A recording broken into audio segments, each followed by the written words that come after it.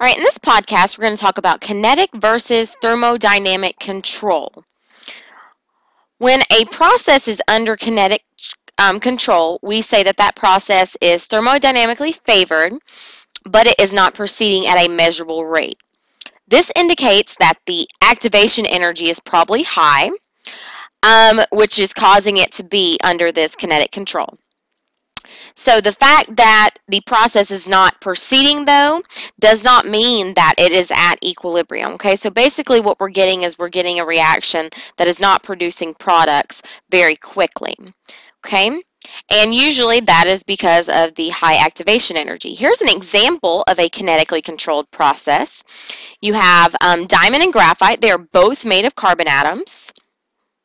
Here's the structures, just to remind you. So diamonds, you have a bunch of carbon atoms that are covalently bonded to one another. And then they all form this crystalline matrix, okay, that's all covalently bonded. And then over here in graphite, you have carbon atoms that are covalently bonded to one another, but they form in layers. They're thin sheets. And the layers have weak forces, IMFs, in between them that cause them to be able to stay together, but because they're weaker forces, graphite can slide past one another. These two different layers can. Okay, so just to remind you, okay, when you're looking at the delta H and the delta S for a carbon to graphite transition, you see you have a negative enthalpy, so an exothermic reaction, and you have a positive entropy, which means it is favorable both in enthalpy and entropy. So this is a reaction that is favored. It should happen, okay?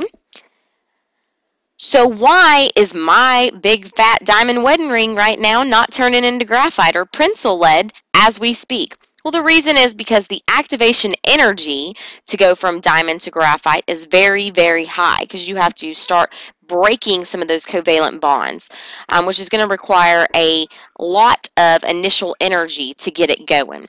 Okay, so over time it would eventually happen, but it is a very, very slow process. If you think about diesel fuel reacts the same way. Diesel fuel does not react when it's sitting in our car, just sitting out in the parking lot.